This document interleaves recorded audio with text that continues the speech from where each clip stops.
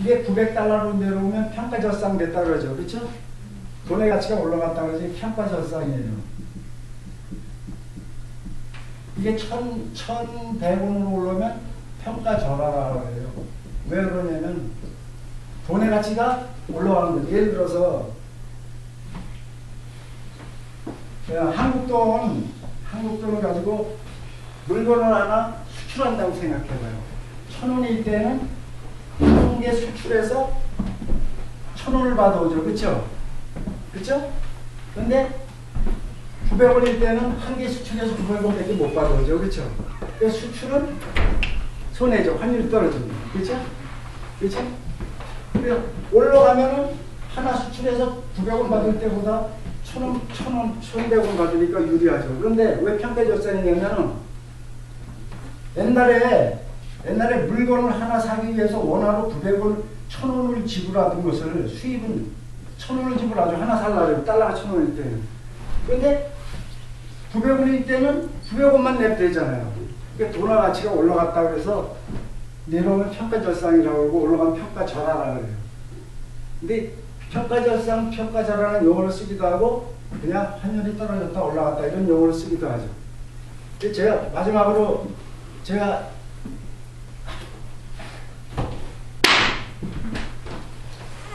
지금 부동산 시장 있죠? 부동산 우리한테 필요한 건요. 네. 그거보다도 지금 이제 환율이 캐나다랑 미국이 그걸 설명해 주시지. 지금 이거는 사실 우리하고 네. 별로 그런 거 없어요. 왜 그러냐면요.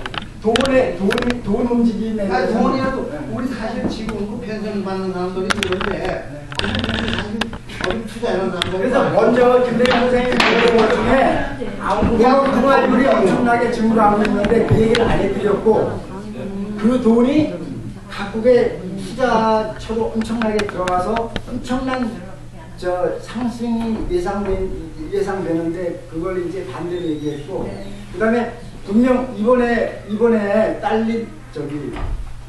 팔린 돈을 전부 FRB에서 회수할 거예요. 회수하는 게 이제 금리 올리는 신호탄일 텐데 어제나 경기가 살아나는데 금리를 올릴 거예요.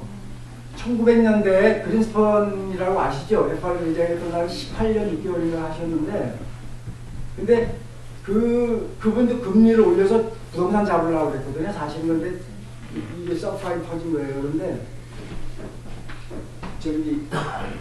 금리를 올리기 시작해서 금리가 많이 오르는 시점 되면은 지금 많이 올라가 있는 금값이나 유가나 이런 게 폭락할 거예요. 자산가치 그때 디프레션이 올 거예요. 그때 현금이나 이런 걸 갖는 게 맞는다고 보고요. 그다음에 현재는 돈은 더 엄청나게 풀려있기 때문에 그거에 의해서 이제 부동산은 잠깐 얘기할게요. 부동산은 사실은 17년 주기라고 해요. 17년. 왜 17년 주기냐면 이게 한센 주기라고 그러거든요. 한센 주기. 네, 한센 주기인데요. 왜 한센 주기? 이게 한센이라는 사람이 1600년부터 연구를 해보니까 지금까지 600년 아시죠? 부동산 17년 주기로 움직였다고 한센 주기라고 하는데 사람들이 10년 주기라고 얘기도 하죠. 그렇죠? 근데 10년 주기는 아니에요. 경기 파동에 보면은 이게 많이 두들들어지는데 경기 파동이 몇 개 있어요. 여러 개 있는데 제가 그거만 잠깐 할게요.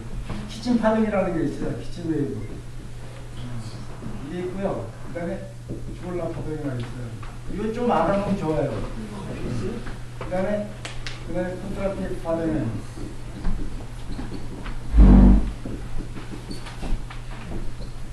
이게 있죠. 뭐냐면은 40개월을 얘기하는데 10년에서 11년 이건 50년 주기인데요.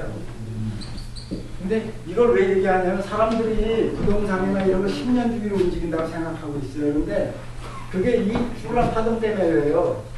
이런 이론은 사후에 하버드대학교 경제학과 교수였던 사무엘 스미나 또는 예일대 이런 학자들이 나중에 이거 규명한다고 규명했는데 이게 맞다고 규명이 돼서 이제 이걸 현대경제학에서 이거 운영하는데 이게 도대체 뭔 소리냐?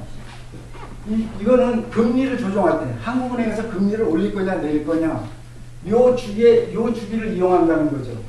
그다음에 환율이 움직이는 주기. 환율이 요거에서 움직인다 이거죠. 환율 올랐다 내렸다 하는데 대략 주기를 보면 40개월 중심으로 움직인다고 보고요. 그다음 재고. 기업의 재고 같은 거 있죠. 그런 것도 보고요. 요거는 뭐냐면 설비파동이라고 해요. 설비파동. 이걸 뭐라고 그러냐면 기업이 투자할 때 경기가 좋으면 공장을 늘리고 직원을 더 뽑지만 경기가 나쁘면 해고하고 공장을 투자 안 한다고. 근데 10년 주기로 경기가 좋아졌다 나빠졌다 할 때 기업이 공장을 늘리고 직원을 더 뽑고 하는데 이거 10년, 11년 주기로 이루어진다고 해서 추월라 파동이라고 보고요. 이 콘트라트 파동은 뭐냐면 이거 50년 주기인데요. 지금 장기로 보면 콘트라트 파동이 하락하고 있어요. 이렇게. 지금 50년 주기로 보면은 현대 경제. 근데 이게 뭐냐면은 이제 이노베이션을 얘기해요. 이노베이션. 혁신이 있죠. 예를 들어서 옛날에 말 타다가 자동차 혁신이 일어났잖아요. 라디오, 트랜지스터 라디오 쓰다가 TV가 나타나고 TV가 나타나다가 인터넷이 나타나고 이렇게 혁신에 의해서 그런 혁신이 대략 이노베이션이 한 50년 뒤에 일어난다고 보고 있어요.